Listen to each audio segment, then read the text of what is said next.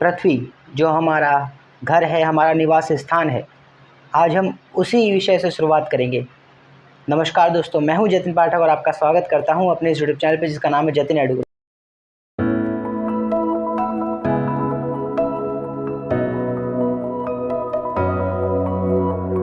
हमने कल जिस अध्याय को छोड़ा था और जहां छोड़ा था वहां से अब आगे पढ़ने वाले, और वह अध्याय या वो टॉपिक हमारा पृथ्वी है। अब पृथ्वी में हम देखो, मैं ये कोशिश करके चल रहा हूँ कि इस बार ना कुछ इंग्लिश की टर्म्स जो होती हैं, यानी कि अपने वीडियो के कॉन्सेप्ट को इंग्लिश रखते हैं, जहाँ पे हिंदी और इंग्लिश दोनों टारगेटेड हों।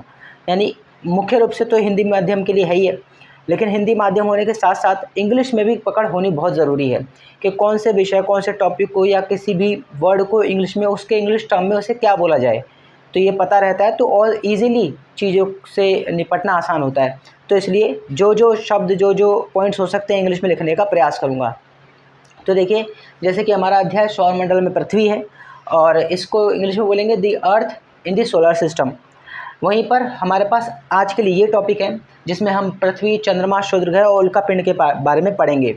अर्थ, मून, एस्टेरॉइड एंड मेटेरॉइड्स, तो इन सब के बारे में पढ़ेंगे। सबसे पहले आज का टॉपिक शुरू करते हैं और वो है पृथ्वी। सूर्य से दूरी के हिसाब से पृथ्वी तीसरा ग्रह है। एक एक करके जो इंपॉर्टेंट पॉइंट्स है वो लिखते चले जाते हैं। तो जो हमारी धरती है पृथ्वी, वह सूर्य से दूरी के हिसाब से पृथ्वी जो है वह तीसरा ग्रह होती है। सूर्य से डिस्टेंस के हिसाब से तीसरा ग्रह है। आकार में यह पांचवा सबसे बड़ा ग्रह है। अगला पॉइंट, शनि, फिर सैटर्न, यूरेनस, नेपच्यून के सूर्य से दूरी देखें तो ये तीसरे नंबर का ग्रह हो जाता है और पांचवा सबसे बड़ा ग्रह होता है।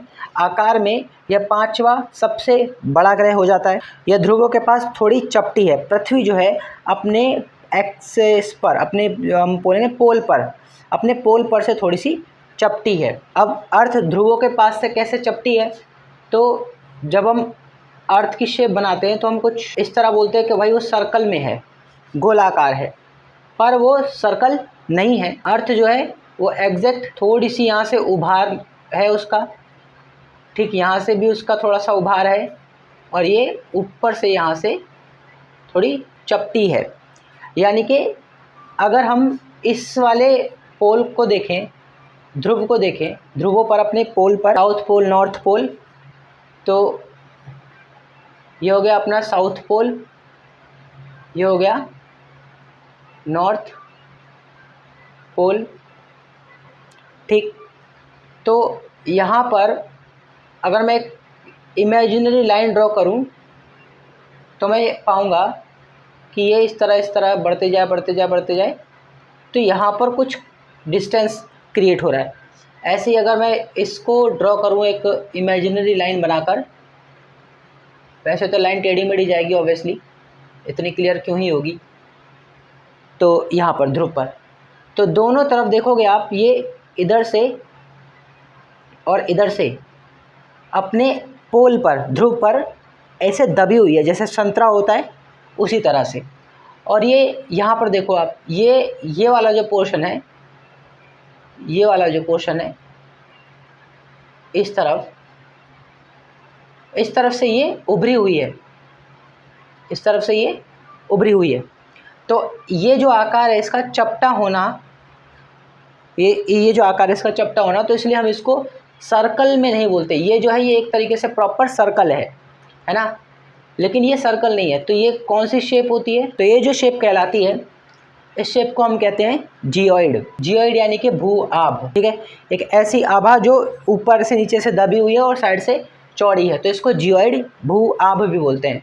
तो 3 पॉइंट समझ में आते हैं। पहला, सूर्य से दूरी के हिसाब से पृथ्वी तीसरे नंबर पर, और दूसरा, आकार में यह पांचवा सबसे बड़ा ग्रह, और तीसरा, यह ध्रुवों पर के पास से थोड़ी सी चपटी है। यही कारण है कि इसके आकार को भू आभ कहा जाता है। तो यही कारण है। भू आभ का अर्थ है पृथ्वी के समान आकार। भू आभ का अर्थ होता है पृथ्वी के समान आकार। अगर आप इंग्लिश के पैराग्राफ को देखोगे तो the earth is the third nearest planet, ठीक है। जैसा कि बोला हमने, सूर्य से दूरी के हिसाब से पृथ्वी का तीसरा ग्रह, तो the earth is the third nearest planet to the sun and in size it is the fifth largest planet, और साइज में, आकार में वह पांचवा सबसे बड़ा ग्रह है। It is slightly flattened, at the pole, तो फ्लैटेंड है, फ्लैटेंड यानी कि फ्लैट बनता है इसके पोल पर, ठीक है। That is why it shape is described as a geoid, तो इस तब जाकर इस शेप को हम जियोइड बोलते हैं। तो इस आकार को क्या बोल देते हैं, ध्रुवों पर के पास से थोड़ी चपटी है और इसीलिए इसके आकार को भू आब कहा जाता है। Geoid means an earth like shape, geoid means an earth like shape, पृथ्वी के समान आकार। जीवन के लिए अनुकूल परिस्थितियां संभवतः केवल पृथ्वी पर ही पाई जाती हैं। पृथ्वी ना तो अधिक गर्म है और ना ही अधिक ठंडी, यहाँ पानी एवं वायु उपस्थित है जो हमारे जीवन के लिए आवश्यक हैं। वायु में जीवन के लिए आवश्यक गैसें जैसे ऑक्सीजन मौजूद हैं। इन्हीं कारणों से पृथ्वी सौरमंडल का सबसे अद्भुत ग्रह है। तो देखो कितने सारे इसके कारण बनते हैं। जीवन के लिए अनुकूल परिस्थितियाँ पृथ्वी पृथ्वी पर ही पाई जाती हैं और पृथ्वी ना तो अधिक गर्म है ना अधिक ठंडी, ठीक है, ना जो ज़्यादा गर्म है और ना ही ज़्यादा ठंडी। यहाँ पानी एवं वायु उपस्थित है, पानी और वायु की उपस्थिति यहाँ पर है। और जो हमारे जीवन के लिए आवश्यक है, वायु में जीवन के लिए आवश्यक गैसें जैसे ऑक्सीजन मौजूद है। अब ये जो वायु है इसमें जो गैस है ऑक्सीजन गैस यहाँ पे मौजूद है। इन्हीं कारणों से पृथ्वी सौरमंडल का सबसे अद्भुत ग्रह भी बन जाती है। अंतरिक्ष से देखने पर पृथ्वी नीले रंग की दिखाई पड़ती है क्योंकि इसकी 2/3 सतह पानी से ढकी है। 2/3 सतह पर यहाँ पानी है, इसलिए वह नीले रंग की दिखाई देती है। नीला ग्रह भी बोल देते हैं इसे, इसलिए इसे नीला ग्रह कहा जाता है। अब कुछ इंपॉर्टेंट चीज़ जैसे कि the earth is the third nearest planet to the sun, in size it is the 5th largest planet, it is slightly flattened at the pole, that is why its shape is described as geoid. Geoid means an earth like shape. Condition favorable to support life are probably found only on the earth. धरती पर ऐसी condition उसके favour में बनती हैं जिससे कि ये संभावना बढ़ जाती है कि यहाँ पे जीवन होगा। The earth is neither too hot nor too cold, ना ही ज़्यादा गर्म और ना ही ज़्यादा ठंडी। It has water and air which are very essential for our survival, यहाँ पे पानी है, हवा है, जो कि हमारे जीवन के लिए सबसे ज़्यादा ज़रूरी है। The air has life supporting gases like oxygen, और ये जो वायु है ये लाइफ सपोर्टिंग गैस जो कि ऑक्सीजन है उससे भरपूर है। Because of this reason the earth is a unique planet in the solar system, इसी वजह से इस सोलर सिस्टम में ये अर्थ बहुत ही यूनिक प्लैनेट बन जाता है। From the outer space the earth appear blue because it's 2/3 surface is covered by water, तो 2/3 हिस्सा इसका पानी से घिरा है, इसलिए ये नीला ग्रह भी कहा जाता है। It is therefore called a blue planet, तो इसलिए इसको हम नीला ग्रह या ब्लू प्लैनेट भी बोलते हैं। तो कितनी सारी बातें इसके बारे में पता चल गई। गैस है उसमें सबसे ज़्यादा जीवन के लिए, लाइफ के लिए सबसे ज़्यादा सर्वाइवल के लिए चाहिए वो ऑक्सीजन मौजूद है। Oxygen gas life supporting gas यहाँ पर मौजूद है। उसके बाद ये नीला ग्रह भी कही जाती है क्योंकि 2/3 यहाँ पे पानी मौजूद है, तो वाटर, तो 2/3 पानी होने के कारण ये ब्लू प्लैनेट नीला ग्रह भी कही जाती है। तो एक बार इसको समअप करते हैं कंप्लीटली अच्छे से कि अर्थ के बारे में क्या क्या पढ़ा। तो सूर्य से दूरी के हिसाब से देखा जाए तो पृथ्वी तीसरा ग्रह है, आकार में यह 5वां सबसे बड़ा ग्रह है। यह ध्रुवों के पास थोड़ी सी चपटी है, यही कारण है कि इसके आकार को भू आब कहा जाता है। तो सूर्य से दूरी के हिसाब से पृथ्वी तीसरा ग्रह बनती है, आकार में 5वां सबसे बड़ा ग्रह बनती है। ध्रुवों पर के पास थोड़ी चपटी है और इसीलिए इसके आकार को भू आब कहा जाता है। भू आब का मतलब यहाँ पे हो गया जियोइड। कुछ इंपॉर्टेंट शब्दों को इस तरह कर देता हूँ बादल बनाकर। चपटी को हम बोलते हैं फ्लैट एंड, फ्लैट एंड, ठीक है। और स्लाइटली फ्लैट एंड है, यानी कि ये एकदम ऐसे नहीं बनेगी कि बिल्कुल स्ट्रेट जा रही हो, ये यहाँ पे थोड़ी सी ऐसे स्लाइड करती हुई जाएगी इस तरह, ठीक है, स्लाइड करती हुई। तो थोड़ी सी चपटी है और जीवन के लिए अधिक ना तो ज़्यादा गर्म ना ठंडी, ठीक है। पानी मौजूद है यहाँ पे, इसको चलो हाईलाइट कर लेते हैं। पानी है, वायु मौजूद है, ये दो चीज़ें सर्वाइवल के लिए तो चाहिए ही चाहिए। और नीला ग्रह कही जाती है। और भूआ मतलब पृथ्वी के समान आकार, एन अर्थ लाइक शेप। तो इतना सब आज के इस पहले टॉपिक में अर्थ के बारे में।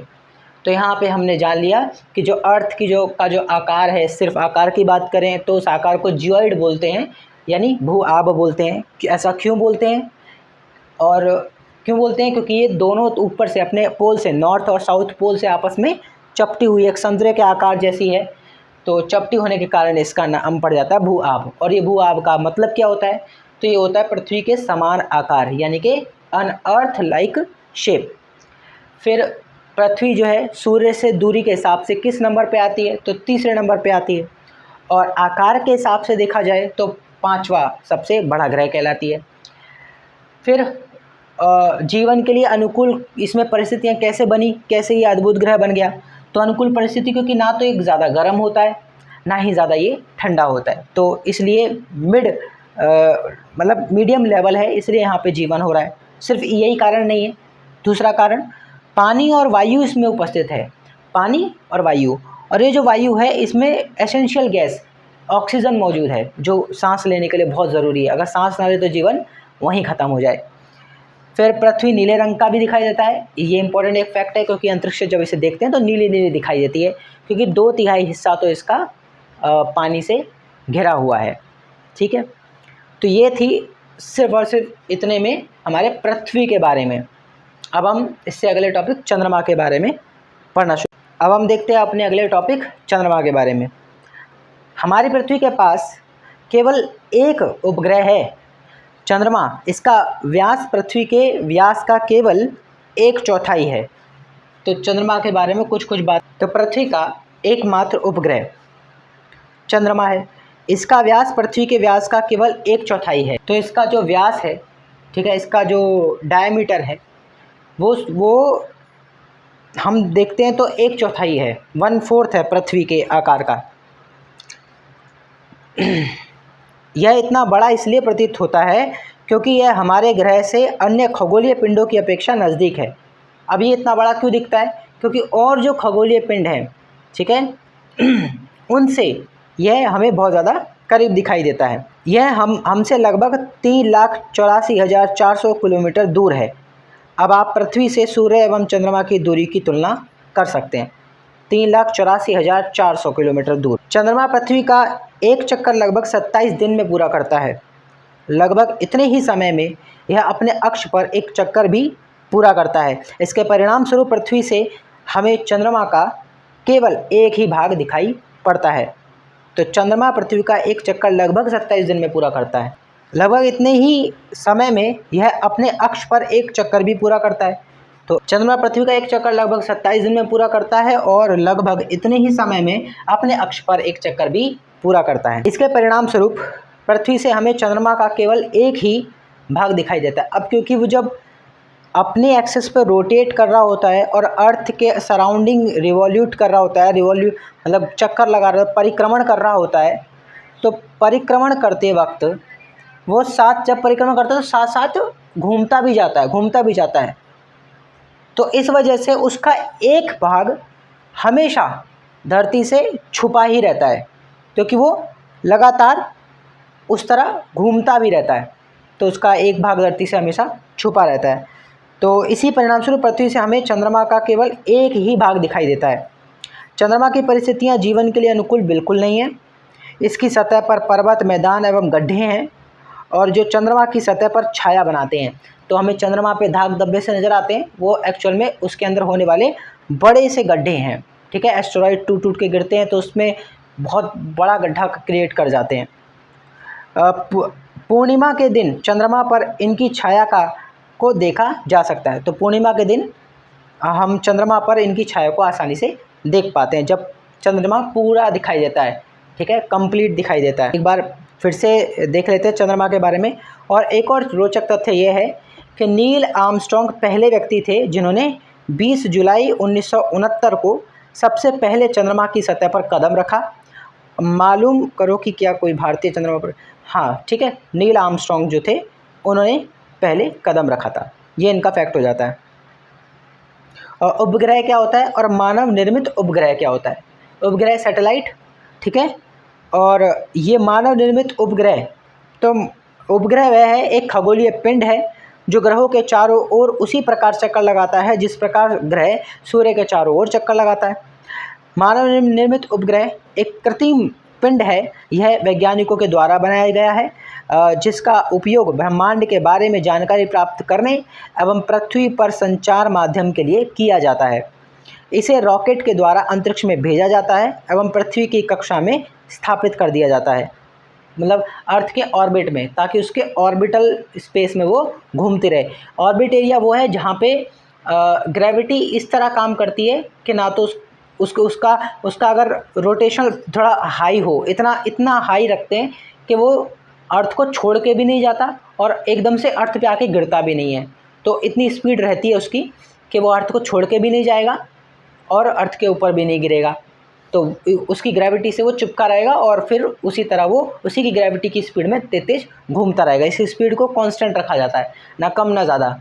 अगर कम ज़्यादा किया तो उसका ऑर्बिटल एरिया चेंज हो सकता है, जिस ऑर्बिट में वो घूम रहा है वो चेंज हो सकता है। और फिर ये हमारे लिए बहुत ज़रूरी है कम्युनिकेट करने के लिए। आज जो नेटवर्क फैला हुआ है, नेट सैटेलाइट वगैरह चलती हैं, वो इसी वजह से चलती हैं। अंतरिक्ष में उपस्थित कुछ भारतीय उपग्रह इनसेट, IRM और एडुसेट इत्यादि हैं। तो अभी हमने जो रोचक तथ्य पढ़े हैं वो ये कि नील आर्मस्ट्रॉन्ग पहले व्यक्ति थे। तो नील आर्मस्ट्रॉन्ग पहले व्यक्ति थे जिन्होंने चंद्रमा की सतह पर क्या रखा? कदम। फिर उपग्रह एक खगोलीय पिंड है जो ग्रहों के चारों ओर उसी प्रकार चक्कर लगाता है जिस प्रकार तो उपग्रह होता है और मानव निर्मित उपग्रह होता है। दोनों के बारे में पढ़ लिया हमने, एटसेट्रा, ETC। ऐसे और भी हैं, इनसेट है, IRS है, एडुसेट है, ये हैं। तो हमारी पृथ्वी के पास केवल एक ही उपग्रह है चंद्रमा। इसका व्यास पृथ्वी के व्यास का केवल 1/4 है। यह इतना बड़ा तो एकमात्र उपग्रह है हमारे पास, पृथ्वी के व्यास का केवल 1/4 है। और यह इतना बड़ा इसलिए प्रतीत होता है क्योंकि यह हमारे ग्रह से अन्य खगोलीय पिंडों की अपेक्षा नज़दीक भी है। यह हमसे लगभग 3,84,400 किलोमीटर दूर है। पृथ्वी से दूरी 3,84,400 किलोमीटर। और अब आप पृथ्वी से सूर्य एवं चंद्रमा की दूरी की तुलना लगाइए। अप्रॉक्स ज़रूर लिखेंगे कि अप्रॉक्सीमेट किया जाएगा तो इतनी है। और सूरज की रोशनी को धरती पर आने में तो sunlight takes an average of about 8 minutes and 20 seconds to reach the earth as it travels at the speed of light approximately 3 lakh km per second across the roughly 150 million kilometer 93 million miles that separate the sun and earth.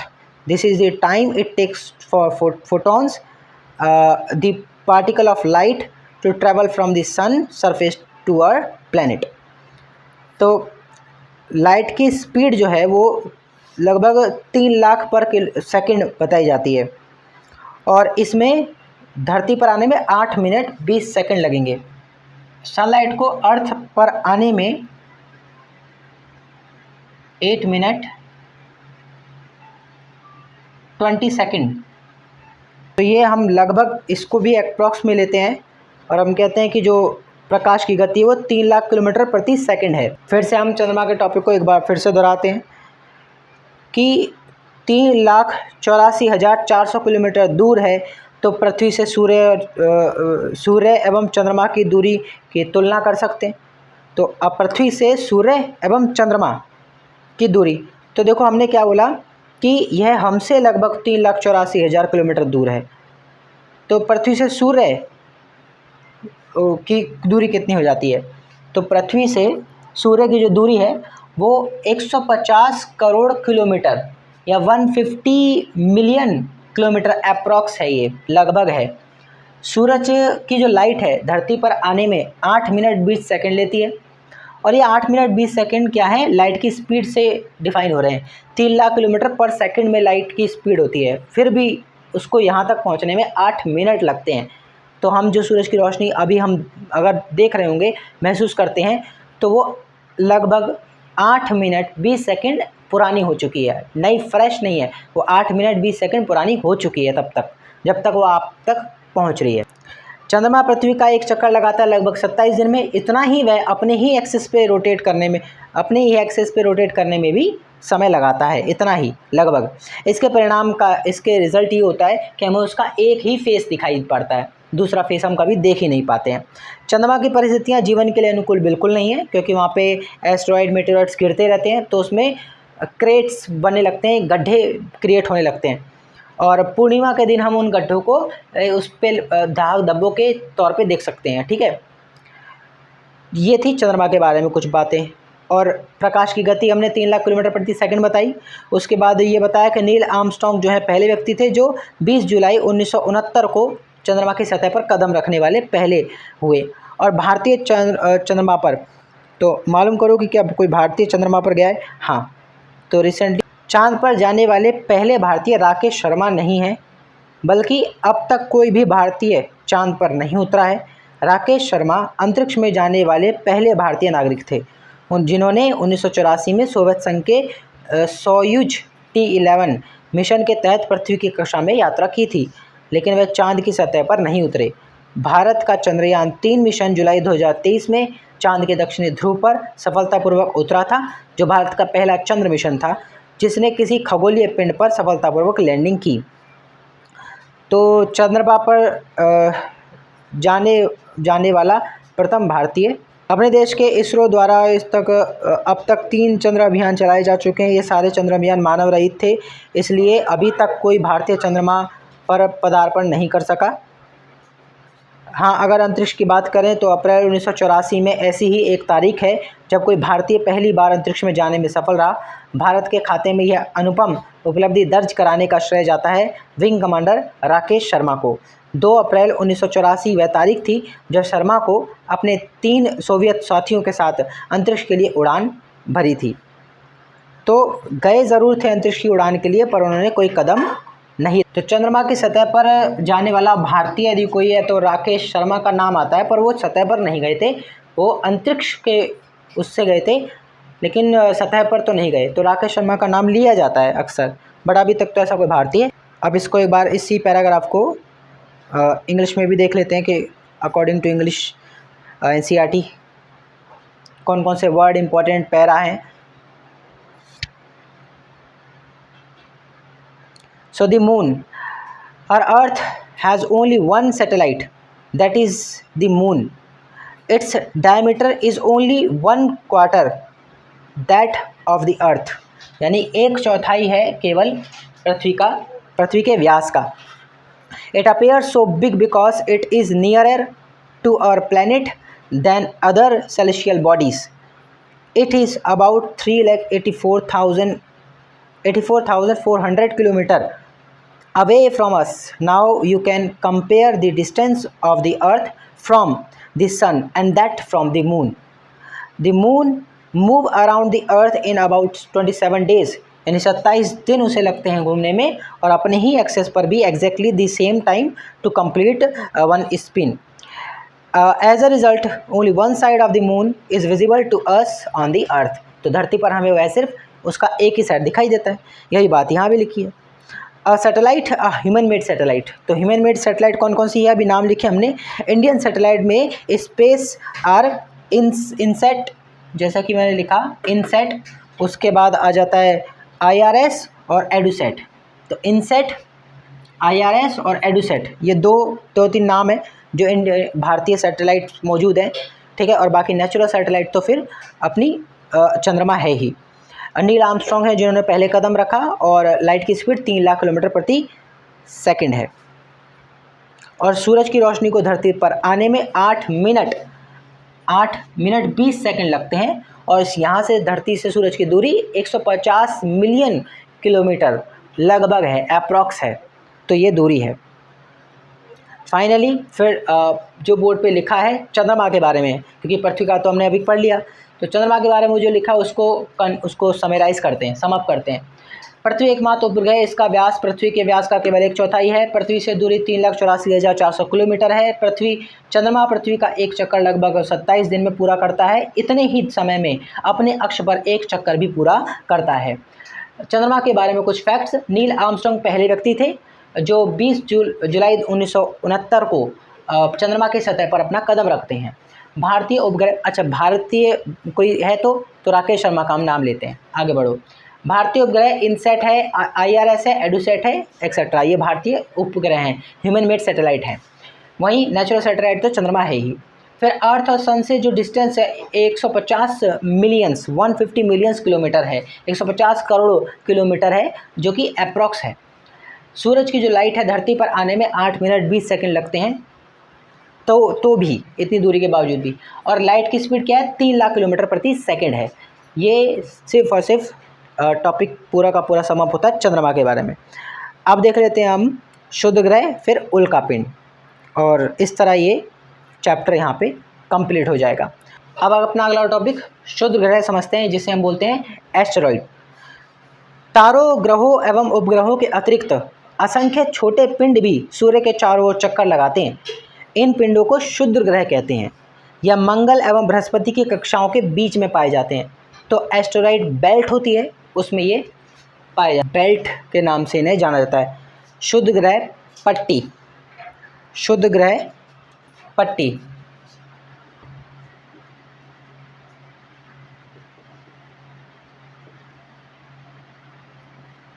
शुद्ध ग्रह पट्टी, asteroid belt. वैज्ञानिकों के अनुसार शुद्ध ग्रह के ही भाग होते हैं, और जो कि बहुत वर्ष पहले विस्फोट के बाद ग्रहों से टूटकर अलग हो गए।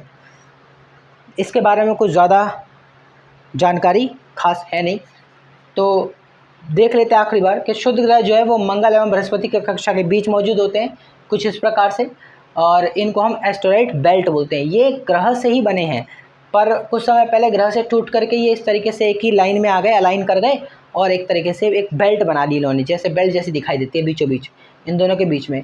तो ये एस्टेरॉइड टूट के गिरते हैं। तो जब ये इस तरफ गिरते हैं ना, क्योंकि सूरज की ग्रेविटी खींच रही है इनको, तो जब गिरते हैं तो वो कहीं अर्थ पे ना जाएं, इससे पहले मार्स ही उसको खींच लेता है अपने पास। तो जितना होता है मार्स पे चला जाता है, बाकी कुछ बच के गए तो वो अर्थ की तरफ भागते हैं। और अर्थ का जो क्या कहते हैं एटमॉस्फेयर है, ठीक है, वातावरण है, वायु का एक लेयर है पूरी की पूरी, तो वो उसको सिक्योर करने की कोशिश करती है, जिसके चलते वो पत्थर जब आता है, एस्टेरॉइड आता है, तो आधा तो वो वहीं पे घर्षण की वजह से जल जाता है, और बाकी यदि कुछ बचता भी है तो वो सीधे धरती पर गिरता है, ठीक है, जिससे कि बड़े बड़े गड्ढे है ना बन जाते हैं। चारों ओर चक्कर लगाने वाले पत्थरों के छोटे छोटे टुकड़ों को उल्कापिंड कहते हैं।